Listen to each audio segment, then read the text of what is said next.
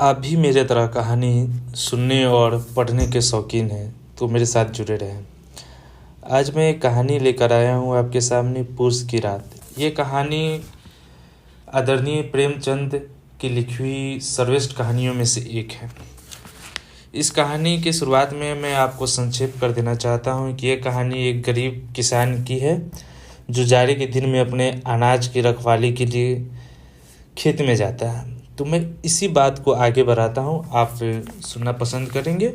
चलिए, पूस की रात शुरू करता हूँ। पूस की रात से हल्कू इस कहानी का कैरेक्टर है और उसकी पत्नी है और एक कुत्ता है। तो मैं इसी शुरू करता हूँ कहानी। पूस की रात।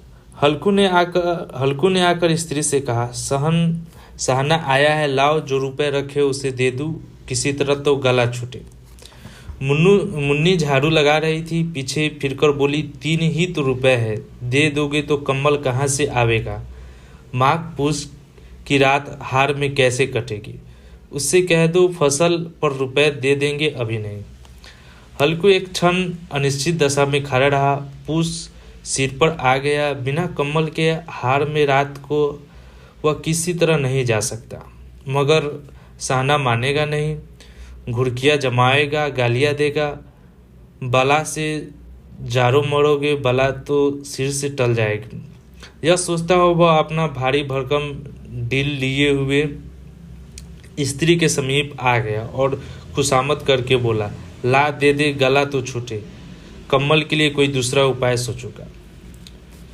बात यह है कि जो हल्कू है वो किसी से कर्ज लिए हुआ है और उस कर्जदार का साहू का नाम है सहना। अब बात है कि ठंडे का दिन है और कंबल के लिए वो पैसा रखे थे और इनको खेत में रखवाली करना है। खेत में तो इनकी वाइफ बोलती है कि और हल्कू के और 3 रुपये दे देते हो तो कंबल कहाँ से लोगे। पर हल्कू सोचता है कि अगर इसको पैसा नहीं देंगे तो यह गाली देगा, गला पकड़ लेगा। यही सब बात है। चलिए मैं फिर कहानी को आगे बढ़ाता हूँ। मुन्नी उसके पास से दूर हट गई और आंखें तरेती हुई बोली, कर चुके दूसरा उपाय, जरा सुनो कौन उपाय करोगे। कोई खैरात दे देगा कम्बल, न जाने कितनी बाकी है जो किसी तरह चुकाने ही नहीं आती। मैं कहती हूँ तुम क्यों नहीं खेती छोड़ देते, मरमर कर काम करो, उपज हो तो बाकी दे दो। चलो छुट्टी हुई, बाकी चुकाने के लिए तो हमारा जन्म हुआ है, पेट के लिए मजदूरी करो, ऐसे खेती से बाज आया। मैं रुपए न दूंगी। मुन्नी जो इसकी पत्नी है वो बोलती है कि तुमसे दूसरा उपाय नहीं होगा। तुम क्या कंबल खरीदोगे, तुम खुद खेती क्यों नहीं छोड़ देते, मरमर के काम करते हो, उपज हो तो बाकी दे दे, उपज भी नहीं होती है। ये बोल के बोलती कि मैं रुपए नहीं दूंगी। हल्कू उदास होकर बोला, तो क्या गाली खाऊं। मुन्नी ने तरफ कर कहा, गाली क्यों देगा, क्या उसका राज है। मगर यह कहने के साथ ही उसकी तनी हुई भवें ढीली पड़ गई। हल्की के उस वाक्य में जो कठोर सत्य था वह मानो एक भीषण जंतु की भांति उसे घूर रहा था। उसने जाकर आले पर से रुपए निकाले और लाकर हल्कू के हाथ पर रख दिए। फिर बोली, तुम छोड़ दो अब की से खेती, मजूरी में सुख से 1 रोटी खाने को मिलेगी, किसी की धौस तो न रहेगी। अच्छी खेती है, मजूरी करके लाओ, वहीं वो भी उसमें झोंक दो, उस पर से धौस। हल्कू ने रुपए लिए और इस तरह वह बाहर चला मानो वह हृदय निकाल कर देने जा रहा हो। उसने मजूरी से 1-1 पैसा कपट कर 3 रुपए कम्बल के लिए जमा किए थे। वह आज निकले जा रहे थे। एक पग के साथ उसका मस्तक अपनी दीनता के भार से दबा जा रहा था। मजदूरी करके वो पैसा जमाया था कि कम्बल खरीदेंगे, लेकिन खरीद नहीं पाया। जो कर्ज लिया था उसको कर्ज देने जा रहा। कहानी अब के दूसरे आयाम पर चलते हैं। पूस की अंधेरी रात, आकाश पर तारे ठिठुरते हुए मालूम होते थे। हल्कू अपने खेत के किनारे ऊख के पत्तों की एक छतरी के नीचे बांस के खटोले पर अपनी पुरानी गाढ़े की चादर ओढ़े काँप रहा था। खाट के नीचे से उसका सभी कुत्ता जबरा पेट में मुंह डाले सर्दी में कू कू कर रहा था। 2 में से 1 को भी नींद न आती थी। कहानी अगले पड़ाव पर है। पूस की रात आ गई है और हल्कू अपने खेत के रखवाली के लिए जाता है। उसके साथ साथ उनका एक प्यारा सा कुत्ता है जिनका नाम जबरा है। और सर्दी इतनी है कि कुत्ता पेट में अपने मुंह डाले हुए और कुकू कर रहा है। दोनों में से किसी को नींद नहीं आ रही है। आगे बढ़ते हैं। हल्कू ने घुटनियों को गर्दन में चिपकाते हुए कहा, क्यों जबरा, जाड़ा लगता है? कहता तो था घर में पुआल पर लेटा रहता। तो यहाँ क्या लेने आए थे? अब खाओ ठंड, मैं क्या करूँ? जानते थे मैं यहाँ हलवा पूरी खाने आ रहा हूँ। दौड़े दौड़े आगे आगे चले आए। अब रो नानी के नाम पर। हल्कू बोलता है अपने कुत्ते को कि मैंने तो तुम्हें मना किया था, फिर तुम आए, घर पे रहते थे, पुआल पे लेटे रहते। मैं यहाँ थोड़ी हलवा पूरी खाने आ रहा था कि तुम दौड़े दौड़े पीछे आ गए। कुत्ते से अपने बात कर रहा है। कहानी आगे बढ़ती है। जबरा ने पड़े पड़े दूध मिलाए और अपनी कुकू को दीर्घ बनाता हुआ एक बार जमाई लेकर चुप हो गया। उसकी स्वान बुद्धि ने शायद ताड़ लिया कि स्वामी को मेरी कुकू से नींद नहीं आ रही है। हल्कू ने हाथ निकालकर जबरा की ठंडी पीठ सहलाते हुए कहा, कल से मत आना मेरे साथ, नहीं तो ठंड हो जाओगे। यह रान पछुआ ने न जाने कहाँ से बर्फ लिए आ रही है। उठू फिर एक चिल्लम भरू। किसी तरह रात तो कटे। 8 चिल्लम तो पी चुका हूँ। यह खेती का मज़ा है। और एक एक भगवान ऐसे पड़े हैं जिनके पास जारा जाए तो गर्मी से घबरा कर भागे। मोटे मोटे गद्दे, लिहाफ, कंबल। मजाल है कि जारे का गुजर हो जाए। तकदीर की खूबी है। मजूरी हम करे, मज़ा दूसरे लेटे। हल्कू बोलता है कि इस ठंडे में ऐसे ऐसे सेठ है जिनके पास मोटे मोटे गद्दे है, लिहाफ है। मजाल है कि उनको ठंडा लग जाए। तकदीर मेरा ही लक खराब है। मजूरी हम करे, मजा दूसरे लुटे। कहानी फिर आगे बढ़ता है। हल्कू उठा और गड्ढे में से जरा सी आग निकालकर चिल्लम भर ली। जबरा भी उठ बैठा। हल्कू ने चिल्लम पीते हुए कहा, पिएगा चिल्लम? जारा तक क्या जाता है, जरा मन बहल जाता है। हल्कू बोलता है चिल्लम पीने से तो जारा नहीं जाता है, लेकिन मन बहल जाता है। अपने कुत्ते से बात करता है। जबरे ने उसके मुंह की ओर प्रेम से झलकती हुई आंखों से देखा। हल्कू आज और जारा खा ले। कल से मैं यहाँ पुआल बिछा दूंगा, उसी में घुसकर बैठना, तब जारा न लगेगा। जबरा ने अगले पंजे, जबरा जो उनका कुत्ता है, जबरा ने अगले पंजे उसकी घुटनियों पर रख दिए और उसके मुंह के पास अपना मुंह ले गया। हल्कू को उसकी गर्म सांस लगी। चिल्लम पीकर हल्कू फिर लेटा और निश्चय करके लेटा कि चाहे कुछ हो अब की सो जाऊंगा। पर एक ही क्षण में उसके हृदय में कंपन होने लगे। कभी इस करवट लेता तो कभी उस करवट पर। जारा किसी पिशाच की भांति उसकी छाती को दबाए हुआ था। कहने का मतलब ये है कि ठंड इतनी थी कि एक तरफ लेटता तो दूसरी तरफ से ठंड लगती, और दूसरी तरफ लेटता तो दूसरी तरफ से ठंड लगती। जारा एकदम भूत की तरह उसके पीछे पड़ गया था। आगे बढ़ते हैं। जब किसी तरह न रह गया तो उसने जबरा को धीरे से उठाया और उसके सिर को थपथपाकर उसे अपनी गोद में सुला लिया। कुत्ते की देह से जाने कैसी दुर्गंध आ रही थी, पर वह उसे अपनी गोद में चिमटाए हुए ऐसे सुख का अनुभव कर रहा था जो इधर महीनों से उसे न मिला हो। जबरा शायद समझ रहा था कि स्वर्ग यही है। हल्कू की पवित्र आत्मा में तो उस कुत्ते के प्रति घृणा की गंध तक न थी। अपने किसी अभिन्न मित्र या भाई को भी वह इतनी तत्परता से गले लगाता। वह अपनी दीनता से आहत न था जिसने आज इस दशा को पहुंचा दिया है। नहीं, इस अनोखी मैत्री ने जैसे उसकी आत्मा के सब द्वार खोल दिए थे और उसके एक एक अणु प्रकाश में चमक रहा था। कहने का आशय ये है कि इतना ठंड था कि हल्कू अपने कुत्ते जबरा को अपनी बाहों में जोर से पकड़ के अपने गोद में सुलाता है। कुत्ते भी सोचता है कि मालिक को क्या हो गया, इतना प्रेम प्रसंग बहा रहा था, लेकिन मालिक के मन में ऐसा नहीं था। कुत्ते से बदबू आ रही थी, वो सब निगलेक्ट कर रहा था और इस तरह गले लगाया जिस तरह अपने भाई बहन को भी गले नहीं लगाया होगा, एकदम उस तरह से। आगे बढ़ते हैं। सहसा जबरा ने किसी जानवर की आहट पाई। इस विशेष आत्मीयता ने उसे एक नई स्फूर्ति पैदा कर दी थी जो हवा के ठंडे झोंकों को तुच्छ समझती थी। वह छपटकर उठा और छतरी के बाहर आकर भूखने लगा। हल्कू ने उसे कई बार चुमकार कर बुलाया पर वह उसके पास न आया। हार में चारों तरफ दौड़ दौड़ कर भुगता रहा। एक क्षण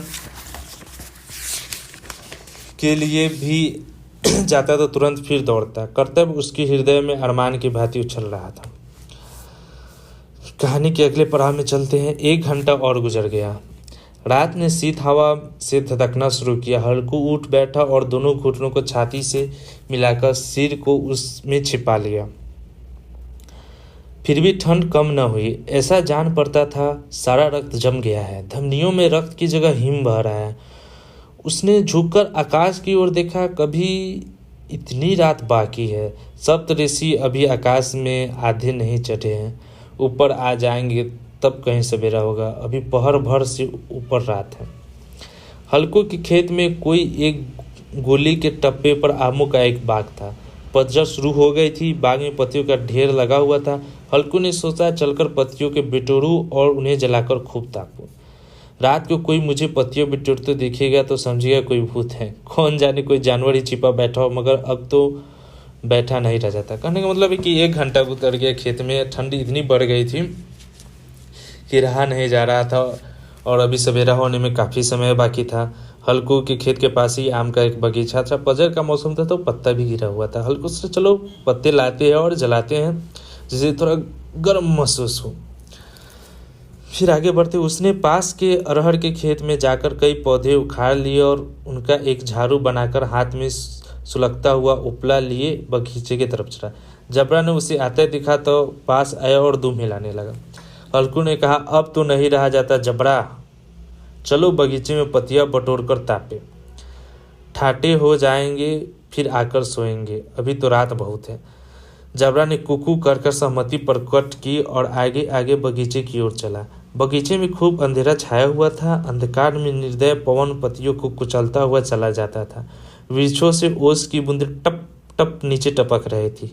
एकाएक एक झोंक मेहंदी के फूलों की खुशबू लिए हुए आया। हल्कू ने कहा, कैसी अच्छी महक है जबरू, तुम्हारी नाक में भी कुछ सुगंध आ रही है। जबरा को कहीं जमीन पर एक हड्डी पड़ी मिली थी, उसे चिचोड़ रहा था। हल्कू ने आग जमीन पर रख दी और पत्तियां बिटोरने लगा। जरा देर में पत्तियों का एक ढेर लग गया। हाथ ठिठुरे जा रहे थे, नंगे पाँव गले जाते थे और वही पत्तियों का एक पहाड़ कर रहा था। इस अलाव में एक ठंड को जलाकर भस्म कर देगा। इस अलाव में वो ठंड को जलाकर भस्म कर देगा। मतलब है कि हल्कू अपने खेत के पास पत्तियों को बटोरता है, आग लिए हुआ, सोचता है कि इससे थोड़ा बहुत गर्म आएगी और भावना ये है कि आग से वो ठंड को जलाकर भस्म कर देगा, मतलब ख़त्म कर देगा ठंड को। थोड़ी देर में अलाव जल उठा, आग जल उठा। उसकी लौ ऊपर वाले वृक्षों की पत्तियों को छू कर भागने लगी। उस अस्थिर प्रकाश में बगीचे के विशाल वृक्ष ऐसे मालूम होते थे मानो उस अथाह अंधकार को अपने सिरे पर संभाले हुए हो। अंधकार के उस अनंत सागर में यह प्रकाश की एक नौका के समान हिलता मचलता हुआ जान पड़ता था। हल्कू अलाव के सामने बैठा आग ताप रहा था। एक क्षण में उसने दोहर उतारकर बगल में दबा ली और दोनों पांव फैला दिए, मानो ठंड को ललकार कर कह रहा हो, तेरी जी में जो आए सो कर। ठंड की असीम शक्ति पर विजय पाकर वह विजय गर्व के हृदय में छिपा न सकता था। उसने जबरा से कहा, क्यों जब्बर, अब ठंड नहीं लग रही है? जबरा ने कुकू करके मानो कहा, अब क्या ठंड लगती हो रहेगी, पहले से उपाय न सूझा, इतनी ठंड क्यों खाते हैं? जबरा ने पूछ लाई। अच्छा बताओ, इस अलाव को कूद कर पार करे, देखो कौन निकल जाता है। अगर जल गया तो मैं दावा न करूँगा। जबरा ने उस अग्निराशि की ओर कतार नेत्रों से देखा। मुन्नी से कल कह देना, नहीं तो लड़ाई करेगी। यह कहता हुआ उछला और अलाव के ऊपर से साफ साफ निकल गया। पैरों में जरा लपट लगी पर वह कोई बात न थी। जबरा आग के गिर्द घूमकर उसके पास आ खड़ा हुआ। हल्कू ने कहा, चलो इसकी सही नहीं, ऊपर से कूदकर आओ।